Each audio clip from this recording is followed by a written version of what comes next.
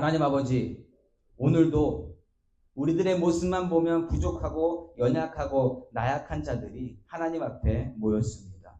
아버지, 하나님이 필요하기에, 하나님 없으면 안 되기에 우리가 이 자리에 나왔음을 고백하오니 하나님 우리를 붙들어 주시고 오늘도 말씀 주셔서 아버지 한 주간을 하나님의 능력으로 하나님의 지혜로 살아갈 수 있도록 친히 인도하여 주시옵소서. 오늘도 주시는 말씀으로 말미암아 우리 영이 가득히 채워지기를 간절히 소망합니다. 우리의 마음이 비워져 있게 하여 주시옵시고 다른 걸로 채워져 있지 않게 하시고 오로지 하나님을 향한 그 마음으로만 이 시간 준비되어질 수 있도록 우리의 마음을 친히 인도하여 주시옵소서. 하나님께서 역사하실 것을 믿으며 예수님의 이름으로 기도드립니다.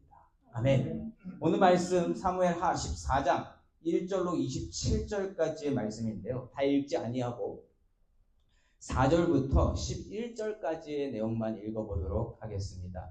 4절부터 11절까지의 말씀을 읽는데 어떠한 내용인지 여러분들이 좀 숙지를 해주세요. 이 내용이 지금 다윗 왕에게 한 여자가 예를 들어서 다윗 왕의 상황을 보게끔 하는 내용이거든요. 어떤 내용을 이야기하는지 4절부터 11절까지의 말씀을 우리가 교독하도록 하겠습니다. 4절 제가 먼저 읽습니다.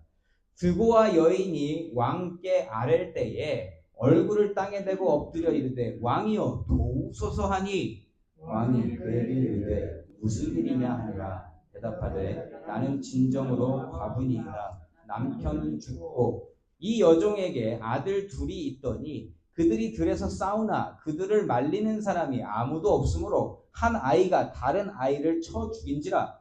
온 족속이 일어나서 당신의 여종 나를 핍박하여 말하기를 그의 동생을 쳐 죽인 자를 내놓으라. 우리가 그의 동생 죽인 자를 갚아 그를 죽여 상속자 될 것까지 끊겠노라 하오니 그러한즉 그들이 내게 남아있는 수풀을 꺼서 내 남편의 이름과 시를 세상에 남겨두지 아니하겠나이다 하니 왕이 여인에게 이르되 내 집으로 가라. 내가 너를 위하여 명령을 내리리라 하는지라.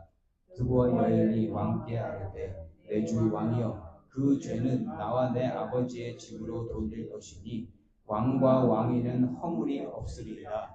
왕이 이르되 누구든지 내게 말하는 자를 내게로 데려오라. 그가 다시는 너를 건드리지도 못하리라 하니라.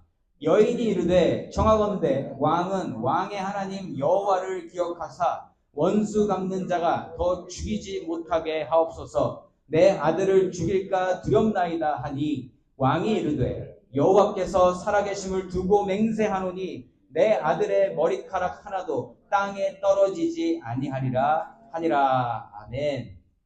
아멘. 저는 오늘 하나님께 여쭤보셨습니까? 하나님께 여쭤보셨습니까? 라는 제목으로 말씀을 나누기 원합니다. 이 성경에서 가르쳐 주시는 성도의 삶, 성도는 어떻게 살아야 되는가에 대한 가르침 중에 하나가 성도는 항상 깨어 있어야 된다는 겁니다. 항상 깨어 있어야 된다. 영적으로 깨어 있다라는 것 뭐예요? 무슨 뜻이에요? 하나님의 음성이 들리는 상태로 있다라는 겁니다. 영적으로 깨어 있어야 하나님 말씀이 들리니까요. 그리고 그 민감함 속에서 듣고 하나님 말씀대로 삶을 변화시키는 것, 그것이 성경이 가르쳐주는 성도의 삶 가운데 하나라는 거죠. 하나님 음성에 민감하게 반응한다라는 것을 어떻게 행위로 우리가 보여줄 수 있나요? 어떻게 하는 거죠? 하나님께 지속적으로 물어야 되겠죠. 하나님 이게 맞습니까? 하나님 제대로 가고 있습니까? 또한 그렇게 여쭤보고 들어야 되죠. 하나님이 어떻게 말씀하시는지, 무엇라 말씀하시는지 들으면서 하나님과 계속 동일한 방향으로 나아가는 것, 그것이 깨어있는 성도의 삶의 모습입니다. 자, 이렇게 하나님께 묻고 하나님께 듣는 행위, 기독교 전문용어로 뭐라고 부릅니까?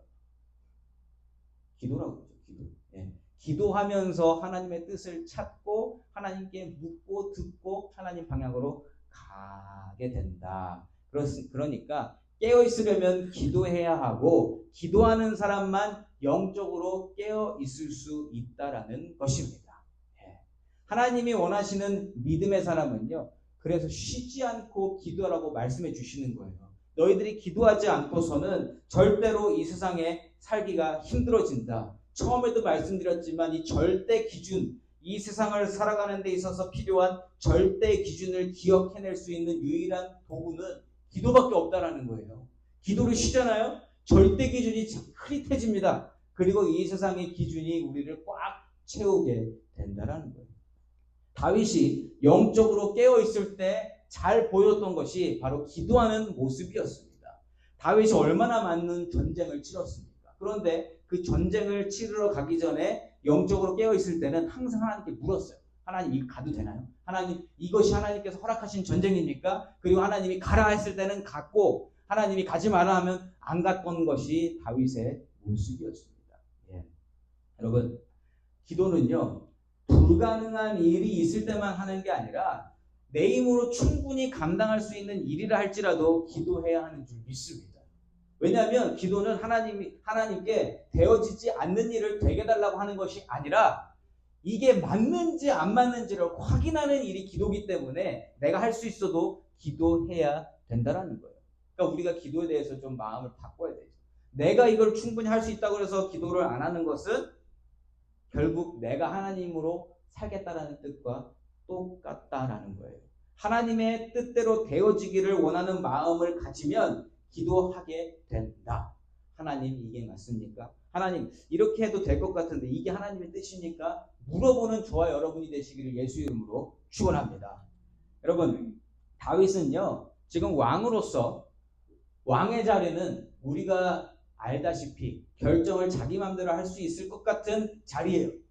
그렇잖아요.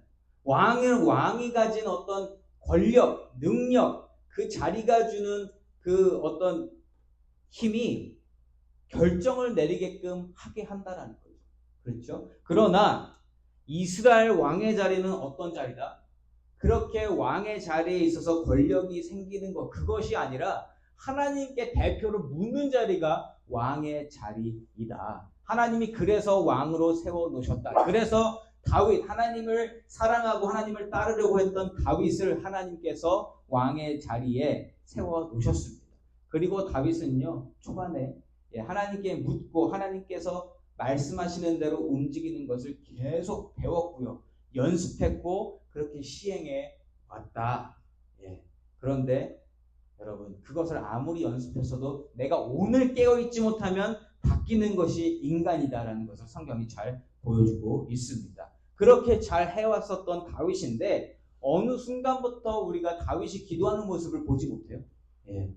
솔로몬 전에 그 죽었던 아들 때문 그때 갑자기 엎드려서 기도하던 거 잠깐 생각나실지 모르겠지만 그 전과 그 이후에 또 기도하는 모습이 잘 안 보인다라는 거예요. 오늘 한 본문을 함께 살펴보면서 다윗이 기도했어야 하는 상황은 무엇이고 또 다윗이 기도하지 않았던 이유는 무엇인가를 찾아보면 좋겠습니다. 그것을 보면서 우리는 우리 삶 속에서 기도하고 있는지를 되돌아보면서 우리의 삶을 재정비하는 시간이 되기를 소망합니다. 자, 다윗이 오늘 처하게 되는 상황, 어떤 상황에 맞닥뜨리게 되는가? 형을 죽이고 도망간 아들 압살롬에 대한 다윗의 처사, 다윗이 어떻게 하는가? 그거에 대한 내용이 오늘 본문인데요. 1절 말씀 제가 읽어보도록 하겠습니다. 1절 이렇게 나와요. 스루야의 아들 요압이 왕의 마음이 압살롬에게로 향하는 줄 알고. 아멘. 자, 요압은 어떤 사람입니까? 이스라엘 왕 다윗을 최측근에서 섬기는 군대 장관급 사람입니다. 지금 따지면 육군 참모 정도 되는 그러한 아주 높은 지위에 있는 사람이죠. 왕과 가까운 거리에 있는 요압이 왕을 보니까 지금 왕이 뭐가 필요한지 알겠어요. 지금 아들을 굉장히 그리워하고 있습니다. 압살롬에 대한 마음이 커지는 것을 요압이 봤어요. 자, 그러면 1절 말씀만 읽어보면 요압이 그 왕의 어떤 필요를 살피고 왕이 원하는 것을 해주려고 하는 충신으로 충분히 보일 수 있다. 맞죠? 그러나 여러분 좋게 받아들이고자 하면 좋은 모습으로 보여줄 수 있는데 사실 그렇지 않다는 거예요. 요압은 충신처럼 보이려고 하지만 충성심이 아니라 자신의 안정적인 미래를 위한 철저한 계산에서 나온 행동이 바로 1절 말씀이다라는 거예요. 왜 그런가는 우리가 계속 내용을 살펴보면서 알아가도록 하겠습니다. 그럼 요압은 지금 어떤 일을 꾸미고 있는가? 2절과 3절 말씀이에요.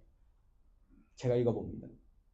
드고아에 사람을 보내 거기서 지혜로운 여인 하나를 데려다가 그에게 이르되 청하건대 너는 상주가 된 것처럼 상복을 입고 기름을 바르지 말고 죽은 사람을 위하여 오래 슬퍼하는 여인같이 하고 왕께 들어가서 그에게 이러이러하게 말하라고 요압이 그의 입에 할 말을 넣어주니라. 아멘.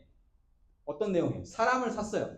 여인 한 명을 사서 야 너 최대한 불쌍하고 수척해 보이고 지금 상을 당해서 어려운 것처럼 보이게 만들어라. 그리고 내가 너의 입에 담아주는 말을 다윗 왕이 가서 하라 라고 이야기하는데 그 내용 전부가 아까 우리가 처음에 읽었던 4절부터 11절까지의 내용입니다. 딱 다시 한번 읽지는 않을게요. 그래서 제가 여러분들께 기억해 주시면 좋겠다고 말씀을 드린 겁니다. 그 내용을 정리해 보면 이거예요. 이 여인의 아들이 남편도 죽었어요. 과부입니다. 과부가 아들이 2명이 있는데 이 2 아들이 싸우고 있습니다. 싸우는데 아무도 말리지 않는 가운데 한 명이 한 아들을 죽였어요. 예, 형제가 형제를 죽이는 일이 일어났다라는 거죠. 자, 그렇게 되니까 이제 주변에 있는 사람들이 더 난리가 났어요. 이 형제 죽인 아들 데리고 와. 우리가 율법으로 심판하겠다. 율법으로 그 아이들을 죽이겠다라고 이야기를 한 겁니다. 자, 그래서 그 어려운 상황 가운데 있는 여인이 이제 다윗에게 가서 이제 고백하는 것처럼 연기를 해라. 이렇게 말을 넣어준 거예요. 다윗 왕한테 가서 이 상황을 구하고 다윗이 어떠한 판결을 내리게 되는지 그렇게 다윗 왕에게 말을 해라. 왕인 다윗에게 지혜를 구하러 왔다고 호소하는 내용이에요. 7절 말씀 제가 다시 한번 읽어봅니다. 온 족속이 일어나서 당신의 여종 나를 핍박하여 말하기를 그의 동생을 쳐 죽인 자를 내놓으라. 우리가 그의 동생 죽인 자를 갚아 그를 죽여 상속자 될 것까지 끊겠노라 하오니 그러한즉 그들이 내게 남아있는 숯불을 꺼서 내 남편의 이름과 씨를 세상에 남겨두지 아니하게 하겠나이다 하니 내용이 이제 보이시죠? 어떠한 식으로 지금 다윗 왕에게 이야기하는지 우리가 살펴봅니다. 자, 곤란한 지경에 놓인 것처럼 말하는 이 여인의 상황을 어떠한 입장, 어미의 입장에서 한번 생각해 보자고요. 여러분, 아무리 죄를 졌어도 엄마는 끝까지 엄마입니다. 부모는 아무리 그 자식이 죄를 졌어도 끝까지 부모가 되고 싶은 마음이 부모의 마음이에요. 다 인정하시죠?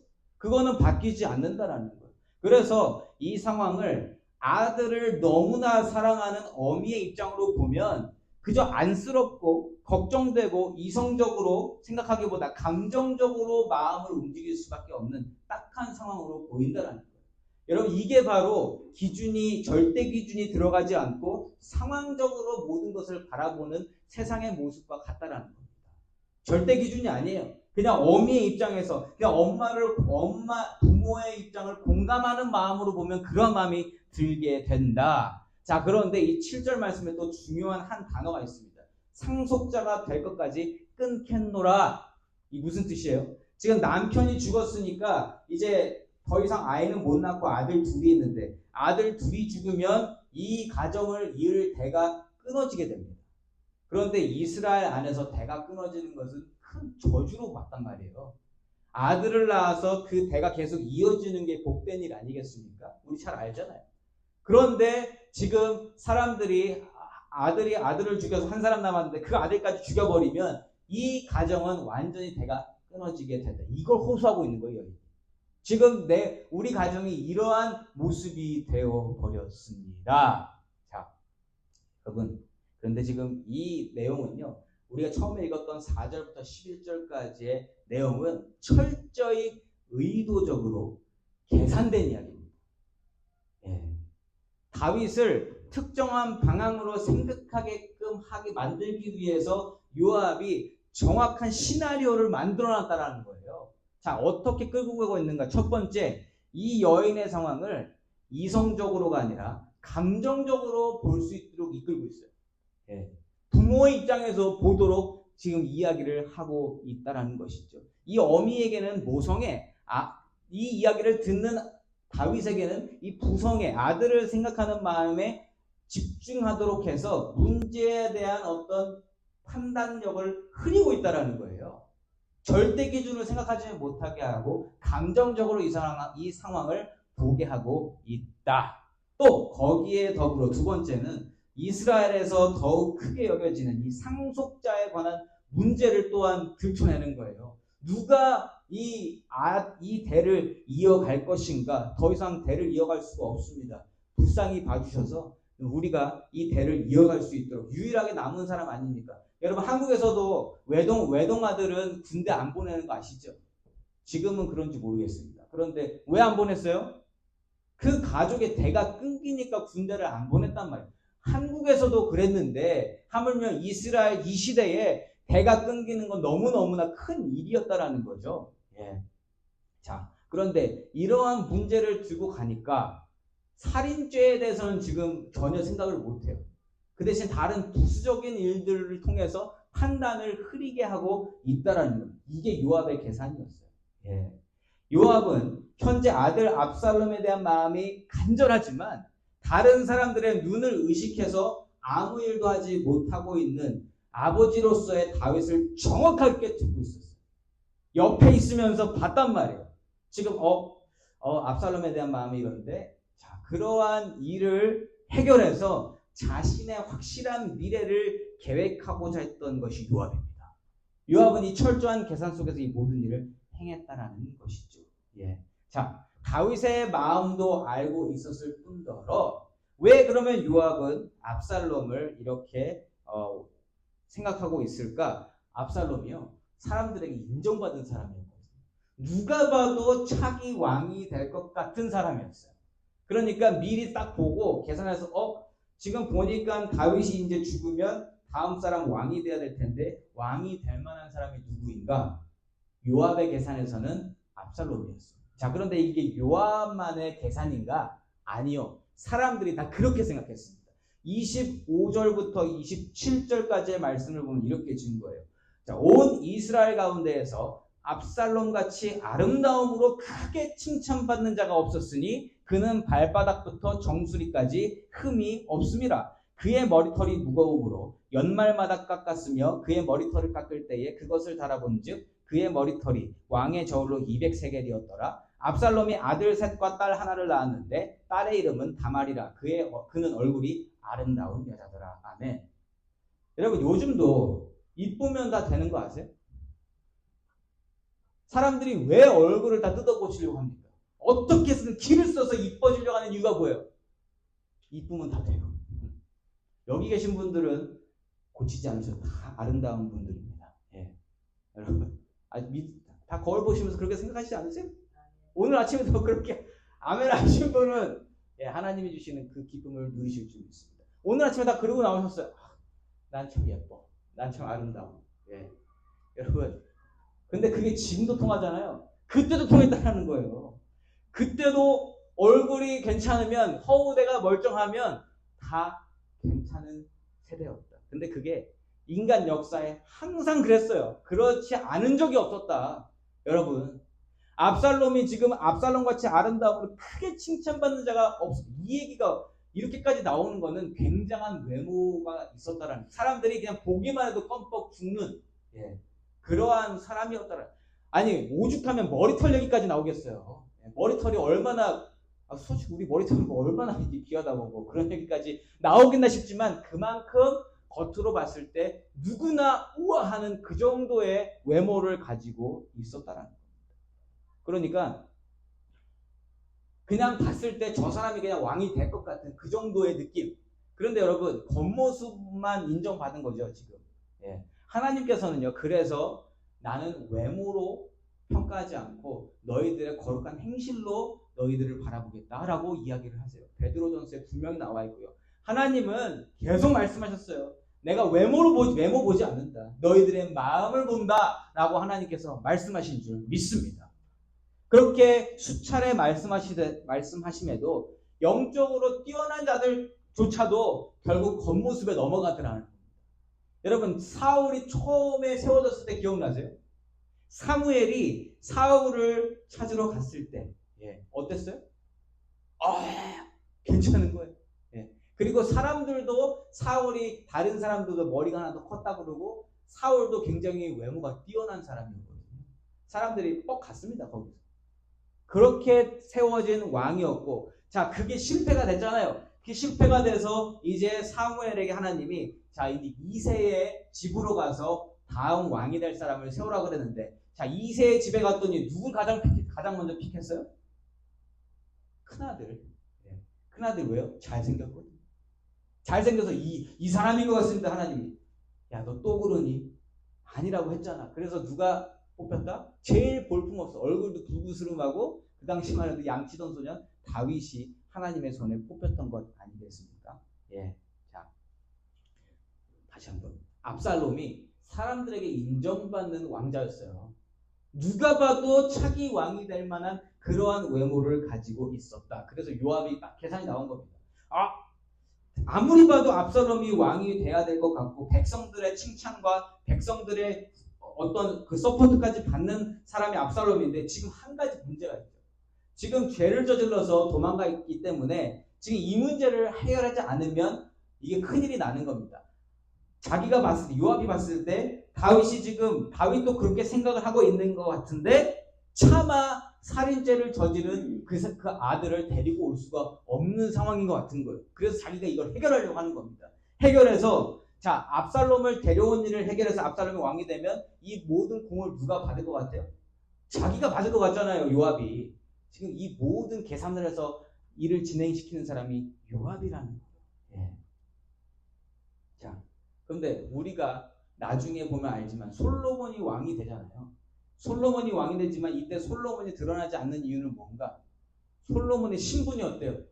예. 신분이 그게 딱히 뭐 대단한 사람이 아닌 것처럼 느껴지잖아요. 예. 밧세바를 통해서 그 신하의 아내를 강간해서 그렇게 아내로 얻게 됐고 거기서 나온 아들 아닙니까?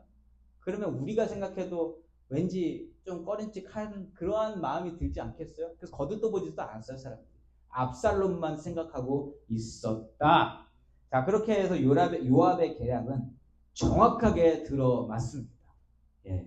오직 감정과 상황에만 다윗이 몰두하게 해서 마음과 눈을 흐리게 하고요. 잘못된 결단을 내리도록 합니다. 11절 말씀에 여인이 이르되 청하건대 왕은 왕의 하나님 여호와를 기억하사 원수 갚는 자가 더 죽이지 못하게 하옵소서. 내 아들을 죽일까 두렵나이다 하니 왕이 이르되 여호와께서 살아계심을 두고 맹세하노니 내 아들의 머리카락 하나도 땅에 떨어지지 아니하니라 하니라. 아멘. 어떤 결론을 내렸어요? 자, 네 아들 절대로 죽지 않고 내가 지켜줄게. 그 아들이 없으면 너의 집안이 대가 끊어지고 그리고 너한테 하나밖에 남은 아들이 아니냐? 평안히 가라. 내가 이 모든 것을 책임지겠다. 이렇게 이야기를 하게 됩니다. 다윗은 감정과 부성애가 자극이 됐고요. 또한 자신과 비슷한 일을 지금 겪은 여인이기 때문에 더 공감대가 생긴 거예요. 예. 연민의 마음까지 생기게 되었습니다. 자, 그래서요. 이렇게 결정을 내리게 되면 앞으로도 여러분 왕이 이야기를 하면 그 법이 되는 거 아세요? 그게 규칙이 되고 그게 그 공동체의 룰이 됩니다. 근데 한번 이렇게 결정을 내리게 되면 앞으로도 그렇게 돼야 되잖아요. 만약 이것을 바꾸면 저 왕은 왜 이랬다 저랬다 이런 얘기도 들을 거고 다윗은 공정한 왕 하나님의 신실한 종으로 지금 소문나 있는 사람 아니겠어요? 자, 그렇기 때문에 자기가 뱉은 말에 대해서 책임을 져야 되는 사람이라는 것이죠. 자, 이렇게 생각 없이 자기의 상황은 생각하지 못하고 이 사람에게 그냥 연민과 그런 어떤 불쌍한 마음이 들어서 궁일한 마음으로 그 아들을 내가 살리겠다라고 이야기를 했는데 이렇게 되니까 자기 상황에서도 똑같이 해야 되는 상황이 만들어진 거죠. 예. 언제나 공의롭고 정의로운 왕으로서 지켜야 할 것을 지켜야 되는 사람이 왕인데 그 아들을 살려냈으니 이제 앞으로 계속 그런 상황이 생기면 아들은 살아남는 겁니다. 요압이 여기까지 온 거예요. 여기까지 계산을 해서 다윗이 그러한 판단을 하도록 만든 겁니다. 자, 이제 답을 받아 놓았으니까 여인이 드디어 이제 실체를 드러냅니다. 요압이 쓰는 각본대로 일이 진행되죠. 12절과 13절에 이제 진짜 이야기를 해요.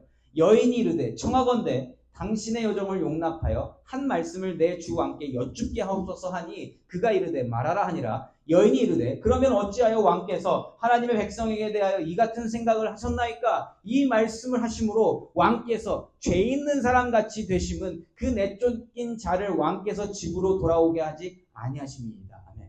이게 되게 웃기지 않아요? 말장난 같아요. 왕이시여, 왕이 지금 이렇게 결정을 내리셨는데 지금 당신의 아들을 거기다 놓게 되면 지금 당신이 내린 판결과 완전히 반대가 되기 때문에 당신은 죄인으로 되는 겁니다. 어떻게 그러실 수 있으십니까? 그러시면 아니 되지 않으십니까? 어떻게 생각하세요? 이게 코에 가면 코걸이, 귀에 가면 귀걸이가 되는 격이 바로 이러한 모습이에요. 지금 절대 기준이 없어요. 그냥 상황윤리로 모든 것을 따지고 있다는 겁니다. 그 상황에서 그냥 사람들의 마음을 헤아리는 그 모습, 우리 세상이 움직여지는 모습과 똑같다라는 것입니다. 이제는 옳고 그름이 아니에요. 상황윤리의 규범을 맹신하도록 확실히 못을 받고 있다라는 겁니다. 그런데 여러분, 이 여인이 요압이 얼마나 교활한 자냐면 이 이야기를 하면서 다윗이요 계속적으로 이성적으로 돌아가지 못하도록 만들어요. 그래서 그 흐리멍텅한 상태로 갈 수 있도록 만드는데 그때 썼던 방법이 뭔지 아세요? 칭찬입니다. 여러분, 칭찬은 고래를 춤추기도 하지만 칭찬이 사람의 마음을 녹이는 거 아세요? 칭찬을 받으면 여러분 그 공정성이 떨어집니다. 여러분들은 안 그러세요? 누군가 칭찬해 주잖아요? 그러면 미웠던 사람은 조금 용서가 되는 그러한 게 분명히 인간의 마음 가운데 있다. 이 드보아 여인이 다윗이 이성적으로 돌아가지 못하도록 칭찬으로 가스라이팅을 한다는 거예요. 다윗을 칭찬하면서 띄워주면서 하나님의 이름까지 사용해요. 그러면서 지금 다윗이 내린 판결이 하나님으로부터 온 지혜인 것처럼 하나님이 해주신 것처럼 착각하도록 만들고 있다. 17절 말씀입니다. 당신의 여종이 또 스스로 말하기를 내 주 왕의 말씀이 나의 위로가 되기를 원한다 하였사오니 이는 내 주 왕께서 하나님의 사자같이 선과 악을 분간하심이니이다. 원하건대 왕의 하나님 여호와께서 왕과 같이 계시옵소서. 아멘. 정말 왕이시여, 왕이 내린 판결은 하나님이 하신 것과 똑같습니다. 너무너무 지혜로우십니다. 선악을 분간하시는 그 능력이 대단하십니다. 왕이 이 얘기 들으면 좋아요, 안 좋아요? 좋잖아요. 내가 그래도 지금 아들 때문에 이렇게 하고 있지만 내가 잘하고 있나 보다. 이런 생각이 들지 않았겠습니까? 여러분, 칭찬은 좋은 건데요. 이거를 악용하게 되면 오늘과 같은 사단이 일어난다는 거예요. 칭찬 한마디에 영적으로 바닥을 헤매고 있는 사람이 갑자기 막 영적으로 충만한 사람인 것처럼 착각하게 된다는 겁니다. 이걸 만든 게 칭찬이에요. 자, 그렇게 되다 보니까 이제 다윗이 또 어느 정도까지 가냐면 이제 내가 지혜로운 사람이구나. 나 잘하고 있구나. 딱 봤더니만 이제 이거 요압이 한 거 아닌가? 그러면서 19절 상반부에 이렇게 이야기합니다. 여인에게 이렇게 왕이 이르되 이 모든 일에 요압이 너와 함께 하였느냐 하니 저는 어떠한 뉘앙스를 봤냐면 딱 보니까 요압이 이게 한 일이구나. 내가 이것까지 알 수 있는 내가 다 알지 내 신하를. 뭔가 예지력을 가진 것 같은 뭔가 알아보는 것처럼 이야기하고 있다라는 거죠. 자, 이렇게 이야기하니까 또 이 여인이 더 갑니다. 더 해요. 19절 후반부와 20절 말씀에 그 여인의 답변이 어떤지 보세요. 여인이 대답하여 이르되 내 주 왕의 살아계심을 두고 맹세하옵나니 내 주 왕의 말씀을 좌로나 우로나 옮길 자가 없으리이다. 왕의 종 요압이 내게 명령하였고 그가 이 모든 말을 왕의 여종의 입에 넣어 주었사오니 이는 왕의 종 요압이 이 일의 형편을 바꾸려 하여 이렇게 함이니이다. 내 주 왕의 지혜는 하나님의 사자의 지혜와 같아서 땅에 있는 일을 다 아시나이다 하니라. 아멘. 여러분, 누군가 이렇게 칭찬해주면 한 번쯤은 의심해봐야 될 필요도 있습니다. 지금 의도를 가지고 칭찬하니까 깜빡 넘어가는 거예요. 여러분, 어디서 지금 다윗이 넘어갔을까 제가 생각을 해봤는데 20절 중간에 이렇게 나오죠. 내 주 왕의 지혜는 하나님의 사자의 지혜와 같아서 땅에 있는 일을 다 하시나이다. 왕이시여, 왕은 모든 것을 다 꿰뚫고 계시는 분이시군요. 아첨이 최고조를 이루는데, 여러분들이 아는 성경 지식으로 지혜로 말미암아 유명한 사람 누구예요? 솔로몬이잖아요. 다윗은요, 지혜로 칭찬받은 적이 한 번도 없는 사람이에요. 다윗은 뭐 잘했어요? 전쟁에 능한 사람이었고요. 그냥 신실한 사람인 게 그 사람의 장점이지 지혜롭다라는 얘기를 들어본 적이 없어요. 근데 여러분, 다윗이 왕으로서 지혜롭다는 얘기 듣고 싶겠어요? 안 듣고 싶겠어요? 듣고 싶어요. 근데 이 여인이 하나님의 사자와 같은 지혜를 가지시고 이 모든 일들을, 땅에 있는 모든 일들을 아시는 분이 왕이십니다라고 하니, 내가 요압이 한 것도 알겠고 이 모든 상황도 알겠고 내가 아까 그 여인에게 내린 판결도 내가 잘했네. 자, 그러면 이 사람 다윗의 마음은 지금 이제 어디로 옮겨져요? 당연히 압살롬에게로 옮겨져서 그 판단이 그대로 그렇게 가겠죠. 똑같이. 그래서 오늘 말씀에서 압살롬을 불러드리는 겁니다. 아무 의심 없이, 아이 괜찮구나, 이것은 올바른 판단이야, 압살롬을 데리고 오는 것, 내가 그걸 여태까지 하지 못해서 이렇게 괴로웠구나, 이제 하면 되겠구나, 이 결론까지 오게 되는 것입니다. 여러분, 난생 처음 들어보는 칭찬에 완전히 이성을 상실했습니다. 이성 상실하고요, 하나님 말씀 기억 안 나고 상황 윤리로 모든 것을 따져가는 세상과 똑같아진 다윗의 모습이 오늘 본문에서 드러나고 있다는 거예요. 이 판결 하나가 얼마나 큰 비극을 가지고 오는지는 우리가 계속 살펴볼 겁니다. 자, 21절 말씀에 왕이 이렇게 결정을 내립니다. 왕이 요압에게 이르되 내가 이 일을 허락하였으니 가서 청년 압살롬을 데려오라 하니라. 아멘.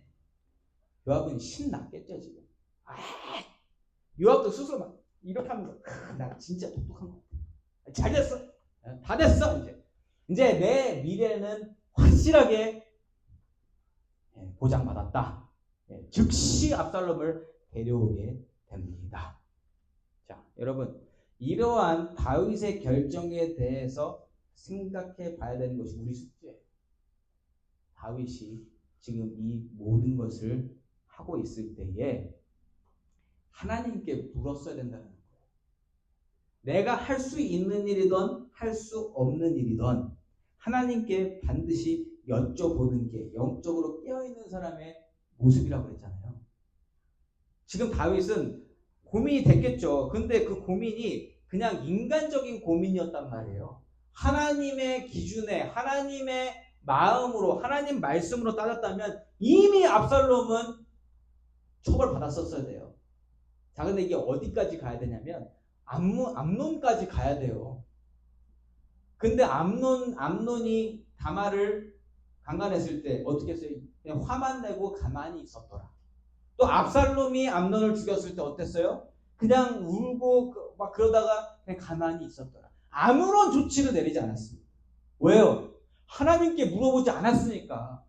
하나님께 물어보지 않고 모든 것을 내 감정으로 모든 것을 판단하려고 하니까 물어볼 생각조차 안 드는 거예요. 왜요? 나는 그냥 아버지라고 생각하고 아버지로서 내가 이렇게 하는 게 당연하지 그랬는데 오늘 그것에 방점을 찍는 그 드고아 여인의 말로 인해 지금 다윗은요 모든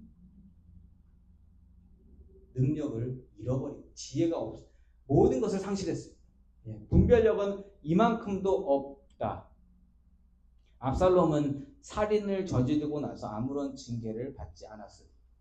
도망가서 사는 것도 외할아버지 집에 있었기 때문에 환경적으로는 편했을 겁니다. 유배 간 것도 아니고 그냥 자기 외할아버지 집에 있는 거잖아요. 죽임당할 죄를 지었음에도 아무런 조치 없이 지내고 있는 상황인데 이 압살롬이 그냥 예루살렘으로 돌아오게 됩니다. 잘못된 것을 잘못했다고 이야기해 주는 사람이 없으면 큰일 나는 겁니다. 잘못한 게 있을 때 잘못했다고 이야기해 줄 수 있는 사람이 옆에 있는 건 하나님 내려주신 복인 줄 믿습니다.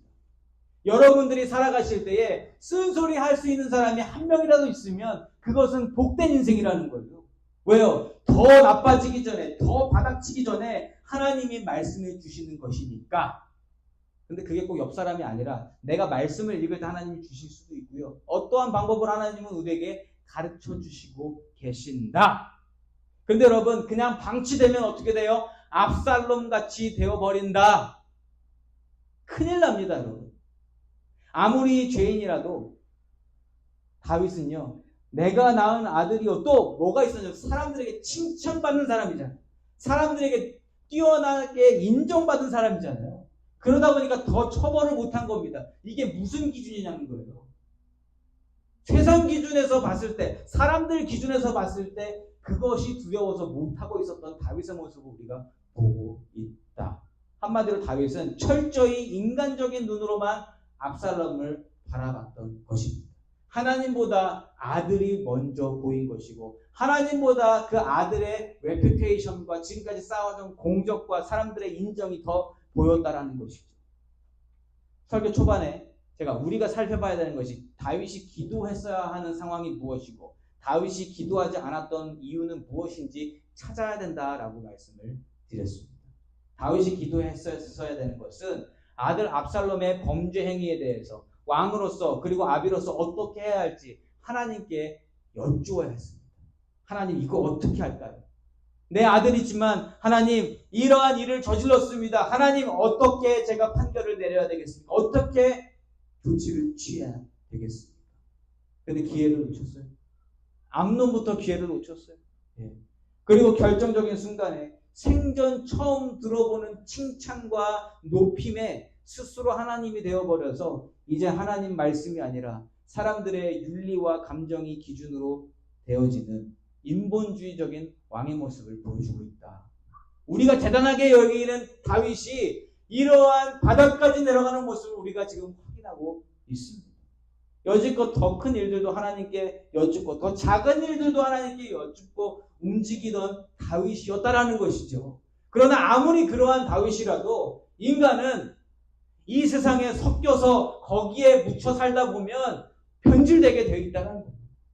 그래서 우리가 매일마다 깨어 쉬지 않고 기도하지 아니하면 우리도 똑같이 다윗처럼 되어질 수 있다. 여러분, 지금 계속 다윗은 기회를 놓치고 있었습니다. 하나님을 가장 붙잡아야 할 때, 하나님의 음성을 가장 잘 들어야 할 때 하나님을 듣지 못했습니다. 하나님의 사람이요, 하나님의 도움 없이 살려고 하면 이러한 일이 일어나게 된다는 거예요. 저와 여러분 하나님의 자녀이십니까? 아멘이시죠? 그렇다면 우리는 하나님을 매일 찾아야지만 하나님의 방법대로 살아갈 수 있게 된다는 겁니다. 절대로 내 능력으로 살 수 없는 세상이 이 세상이다. 왜요? 이 세상이 얼마나 무서운 세상인데요. 계속 보여주는 것들은 뭐만 보여줘요? 잘생기고 좋아 보이는 것들만 계속 우리에게 쏟아 부어줍니다. 그거 보고 거기서 무언가를 찾으라고. 찾을 게 없는데도 불구하고 그걸 찾으라고 하는데 여기 계시는 분들 다 알아요. 사실을. 거기에 소망 없다라는 거 모르시는 분 없는데 그럼에도 불구하고 보면 유혹된다 안 된다? 된다. 오늘도 또 그렇게 살 수 있다. 여러분, 그러면 우리가 그렇게 유혹당, 다윗이 이렇게 판단력이 흐려지고 모든 것을 상실했을 때 하나님은 뭐하고 계셨습니까? 그게 지난주 설교 제목 아니었어요? 하나님 어디 계십니까? 하나님은 지금도 기다리고 계시는 줄 믿습니다. 하나님은 우리가 입을 열어서 하나님을 부를 때까지 그냥 기다리고 계시는 분이라는 거예요. 억지로 우리를 끌어가시는 분이 아니다. 근데 우리는 어디서 불평, 불만이 나와요? 하나님이 참고 참으시고 인내하시고 오래도록 기다리시는 그 과정 가운데 내가 결정해서 내 마음대로 한 일 때문에 나쁜 일이 생기면 그것 때문에 고통받으면 우리는 누굴 욕한다? 나 하나님 믿는 사람인데 왜 이런 일이 생겼습니까? 라고 하나님을 욕하는 게 저와 여러분이라는 거예요. 결국 그 누가 만든 거예요? 내가 만든 거예요. 내 결정으로. 여러분, 그러함에도 불구하고 하나님께서 기다려주시는 동안에 내가 나의 힘으로 결정하고 판단해서 발생되는 어렵고 고통스러운 일들, 그 일들은요, 결국 나를 돌아오게 하시려는 하나님의 인도하심을 이심이라는 것을 기억하시기 바랍니다. 그렇게라도 좀 서서 나에게 좀 돌아보고 나에게 물어보면 좋겠다라고 말씀하시는 분이 우리 하나님이시라는 거예요. 다윗에게도 마찬가지고. 사랑하는 성도 여러분, 믿음으로 살아가고자 하는 저와 여러분이 매일의 삶 속에서 경험하는 것이 무엇입니까? 세상에 계속 떠들고 있는 게 뭔지 아세요? 하나님 보지 말고 세상 법대로, 세상 윤리대로, 사람들이 공감하는 대로 세상이 중요하게 여기는 것을 마음속에 품고 살라고 세상의 소리는 계속 들려옵니다. 우리를 계속 그렇게 만든다라는 거예요. 그리고 계속 보여줍니다. 하나님 법 소용없어. 아무도 안 들어. 교회도 망가지고 있는데, 목사도 망가지고 있는데, 장로도 망가지고 있는데, 다 망가지고 있는데 뭘 듣겠냐. 그냥 네가 하고 싶은 대로 하고 살아. 그게 최고야. 아무도 하나님을 원하지 않는다는 세상의 소리가 우리를 영적 소경으로 만들고 있다는 거죠. 또 하나님 없이 잘 되어지는 인생을요, 세상이 과하다 싶을 정도로 굉장히 칭찬합니다. 뭐라고? 지금 잘 되고 있지 않냐고. 제가 요즘 TV 프로그램을 보면서 절망하는 게 뭐냐면, 사람들을 감동시키고 사람들에게 어떤 뭔가 이렇게 그 자기 신의 이야기를 하면서 이야기를 하는데, 그들의 어떤 보여주고자 하는 게 다른 게 아니라 유명해지는 게 그들의 자랑거리예요. 예를 들어서 한 사람을 지목해서 너무 죄송해요. 유진 스님이라고 들어보셨어요? 개그맨. 저는 불교도 진짜 웃기다. 저 장난하는 건데 불교가 그걸 되게 좋게 받아들이더라고요. 만약에 누군가 기독교를 그렇게 한다, 저는 너무 속상하고 마음이 안 좋아서 막 눈물로 막 기도할 것 같은데, 막 사람들은 거기에 막 화를 하더라고요. 근데 그 사람이 그 유재석 나오는 유퀴즈 나와서 울면서 얘기해요. 자기 뭐라고 그랬죠? 해 뜨기 전에 가장 어둡다라는 그 표현을 쓰면서 자기가 이제는 해 떴다라는 거예요. 근데 뭐가 떴어요? 자기가 유명해지고 돈을 많이 번다라는 거예요. 근데 그게 자랑이 될 수 있냐는 거예요.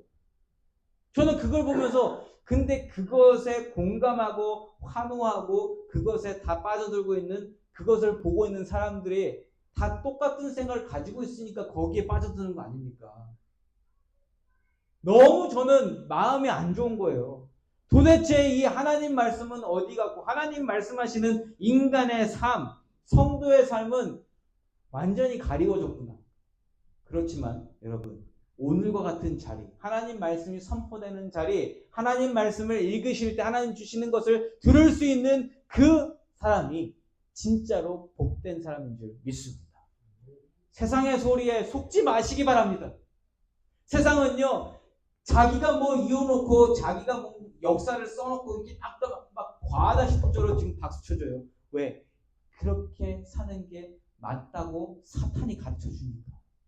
하나님은 절대 그렇게 말씀하신 적이 단 한 번도 없으시거든요.